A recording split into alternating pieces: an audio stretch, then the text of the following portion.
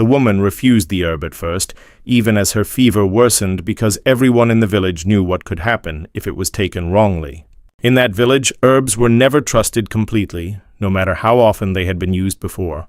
People believed every remedy carried a second edge, one that could turn against the body if taken without care.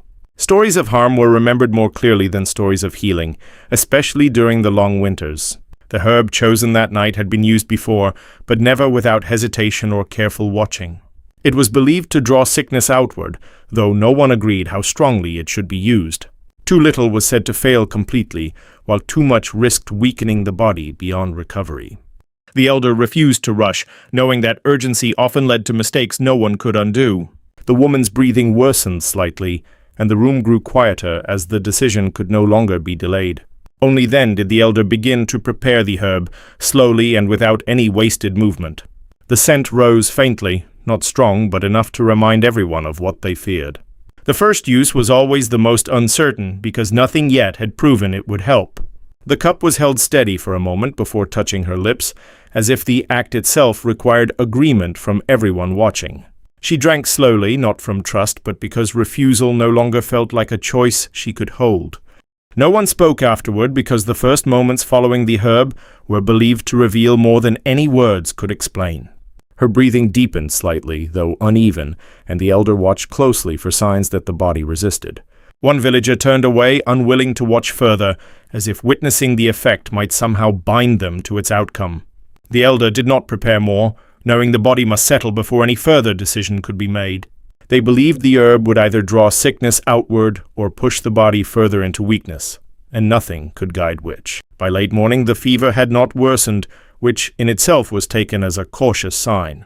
The child who had watched from the corner moved closer, no longer held back by the same uncertainty. No one declared the herb successful, only that it had not taken more than it was meant to give. Word spread quietly through the village, not as certainty, but as something worth remembering under the same conditions. The herb remained feared, not because it failed, but because it required judgment no one could fully trust. By the next day, the woman sat upright without help, though her strength had not returned fully and her movements remained careful and measured. Her breathing steadied further, though it remained shallow, as if the body had not yet decided whether to trust its own recovery. No further herb was prepared because they believed repeating it too soon could undo what had begun, returning the body to weakness rather than strengthening it. The elder explained quietly that the herb was never meant to be relied upon, only used when the body had no other way forward. In that village, remedies were never separated from risk, and each use carried the memory of what could go wrong.